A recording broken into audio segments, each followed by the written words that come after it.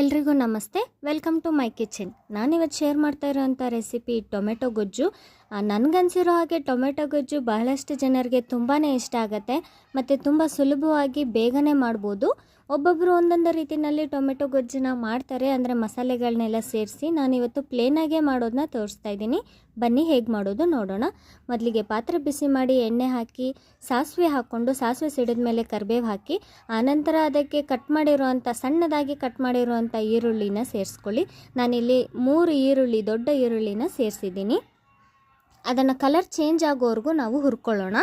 ನೋಡಿ, ಈಗ ಇಷ್ಟ ಆದರೆ ಸಾಕಾಗುತ್ತೆ. ಈಗ ಅದಕ್ಕೆ ಸಣ್ಣದಾಗಿ ಕಟ್ ಮಾಡಿರುವಂಥ 5 ದೊಡ್ಡ ಟೊಮೆಟೊಗಳನ್ನು ಸೇರಿಸ್ತಾ ಇದ್ದೀನಿ. ಇದು ಹೈಬ್ರಿಡ್ ಟೊಮೆಟೊ, ಚೆನ್ನಾಗಿ ಹಣ್ಣಾಗಿರೋದನ್ನ ಆರಿಸ್ಕೊಂಡು ತಗೊಳ್ಳಿ. ಈಗ ಚೆನ್ನಾಗಿ ಮಿಕ್ಸ್ ಮಾಡಿಕೊಂಡು, ಟೊಮೆಟೊ ಬೇಗ ಸಾಫ್ಟ್ ಆಗಬೇಕಂದ್ರೆ ಅದಕ್ಕೆ ಒಂದು ಸ್ವಲ್ಪ ಉಪ್ಪು, ರುಚಿಗೆ ತಕ್ಕಷ್ಟು ಉಪ್ಪು ಮತ್ತು ಸ್ವಲ್ಪ ಅರಿಶಿಣ ಪುಡಿ ಸೇರಿಸ್ಕೊಂಡು ಚೆನ್ನಾಗಿ ಮಿಕ್ಸ್ ಮಾಡಿ ಮೀಡಿಯಮ್ ಉರಿನಲ್ಲಿ ಬೇಯಿಸ್ಕೊಳ್ಳಿ ಸ್ವಲ್ಪ ಹೊತ್ತು. ಹೀಗೆ ಮಿಕ್ಸ್ ಮಾಡ್ಕೊಳ್ತಾ ನೋಡಿ, ಈಗ ಬೆಂದಿದೆ. ಈಗ ಅದಕ್ಕೆ 2 ಟೇಬಲ್ ಸ್ಪೂನಷ್ಟು ಖಾರದ ಪುಡಿ ಸೇರಿಸ್ತಾ ಇದ್ದೀನಿ. ಖಾರದ ಪುಡಿ ನಿಮಗೆ ಖಾರಕ್ಕೆ ತಕ್ಕಂತೆ ಸೇರಿಸ್ಕೊಳ್ಬೋದು. ಹೆಚ್ಚಿಗೆ ಬೇಕಂದರೆ ಹೆಚ್ಚಿಗೆ, ಕಡಿಮೆ ಬೇಕಂದರೆ ಕಡಿಮೆ ಮಾಡ್ಕೊಳ್ಬೋದು. ಈಗ ಬಾಯಿ ಮುಚ್ಚಿ ಒಂದು 2 ರಿಂದ 3 ನಿಮಿಷ ಬೇಯಿಸ್ಕೊಂಡು ನೋಡಿ, ಆಮೇಲೆ ನೋಡಿದ್ರೆ ಈಗ ಖಾರದ ಪುಡಿ ಸಮೇತ ಎಲ್ಲ ಚೆನ್ನಾಗಿ ಬೆಂದಿದೆ. ಈಗ ಅದಕ್ಕೆ ಅರ್ಧ ಟೀ ಸ್ಪೂನಷ್ಟು ಚಕ್ಕೆ ಪುಡಿ, ಅರ್ಧ ಟೀ ಸ್ಪೂನಷ್ಟು ಗರಂ ಮಸಾಲ ಸೇರಿಸ್ಕೊಂಡಿದ್ದೀನಿ. ಚೆನ್ನಾಗಿ ಮಿಕ್ಸ್ ಮಾಡ್ಕೊಳ್ಳಿ. ಆಮೇಲೆ ಮತ್ತೆ ಬಾಯಿ ಮುಚ್ಚಿ ಒಂದು 2 ರಿಂದ 3 ನಿಮಿಷ ಸಣ್ಣ ಊರಿನಲ್ಲೇ ಬೇಯಿಸ್ಕೊಳ್ಳಿ. ನೋಡಿ, ಈಗ ಪರ್ಫೆಕ್ಟಾಗಿ ಎಲ್ಲನೂ ಬೆಂದಿದೆ. ಆಯಿಲ್ ಕೂಡ ಎಷ್ಟು ಚೆನ್ನಾಗಿ ಬಿಟ್ಟಿದೆ ನೀವು ನೋಡ್ತಿರ್ಬೋದು.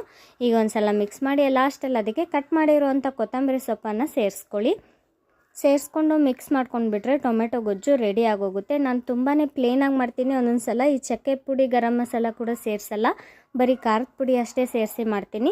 ಇದೊಂಥರ ಡಿಫ್ರೆಂಟ್ ಟೇಸ್ಟ್ ಆಗಿರುತ್ತೆ ಮತ್ತು ತುಂಬಾ ಚೆನ್ನಾಗಿರುತ್ತೆ. ಚಪಾತಿ ಜೊತೆ, ಅನ್ನದ ಜೊತೆ, ಪರೋಟ ಜೊತೆ ಕೂಡ ಒಳ್ಳೆ ಕಾಂಬಿನೇಷನ್ ಆಗುತ್ತೆ. ಒಂದು ಸಲ ಟ್ರೈ ಮಾಡಿಬಿಟ್ಟು ರೆಸಿಪಿ ಹೇಗೆ ಅನ್ನಿಸ್ತೋ ಅನ್ನೋದನ್ನು ಹೇಳಿ. ಮತ್ತು ಯಾರೆಲ್ಲ ಇನ್ನೂ ನನ್ನ ಚಾನಲ್ನ ಸಬ್ಸ್ಕ್ರೈಬ್ ಮಾಡ್ಕೊಂಡಿಲ್ಲ, ಸಬ್ಸ್ಕ್ರೈಬ್ ಮಾಡಿಕೊಂಡು ಸಪೋರ್ಟ್ ಮಾಡಿ. ಇನ್ನೂ ಹೆಚ್ಚು ರೆಸಿಪಿನ ಶೇರ್ ಮಾಡ್ತೀನಿ. ಧನ್ಯವಾದ.